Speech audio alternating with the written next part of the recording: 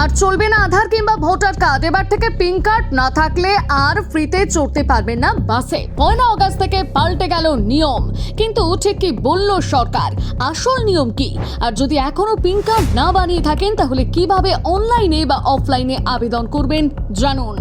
এতদিন পর্যন্ত আধার কার্ড কিংবা ভোটার কার্ড দেখিয়ে ফ্রিতে বাসে যাত্রা করছিলেন বাংলার মহিলারা। তবে এবার শোনা যাচ্ছে 1 আগস্ট থেকে পাল্টে গিয়েছে এই নিয়ম।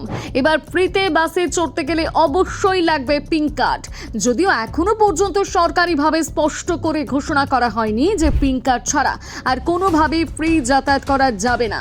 অর্থাৎ এই বিষয়ে চূড়ান্ত সরকারি নির্দেশের অপেক্ষা রয়েছে। তবে ভবিষ্যতে কোনো সমস্যা এড়াতে এখনই পিন কার্ড তৈরি করে রাখা বুদ্ধিমানের কাজ হবে।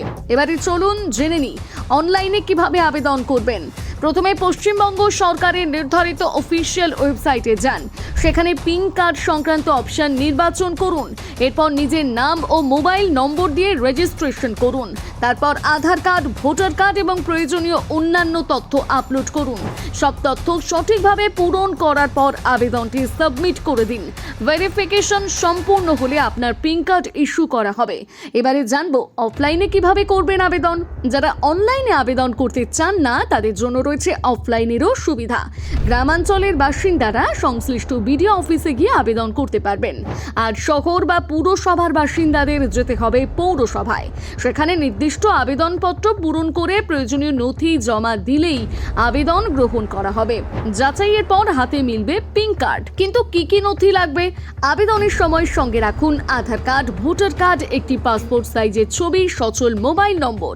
এই নথিগুলো থাকলেই আবেদন প্রক্রিয়া সহজ হবে। অর্থাৎ পিন কার্ড ছাড়া একেবারে ফ্রি যাতায়াত করা যাবে না এমন কোনো সরকারি ঘোষণা এখনো পর্যন্ত প্রকাশ্যে আসেনি। তবে ভবিষ্যতে যাতে কোনো অসুবিধায় পড়তে না হয় তাই সময় নষ্ট না করে যত তাড়াতাড়ি সম্ভব পিন কার্ড তৈরি করে নেওয়াই ভালো। আপনি কি ইতিমধ্যেই পিন কার্ডের জন্য আবেদন করেছেন নাকি আপনার কার্ড রয়েছে? জানাতে ভুলবেন না আপনার মতামত কমেন্ট করে।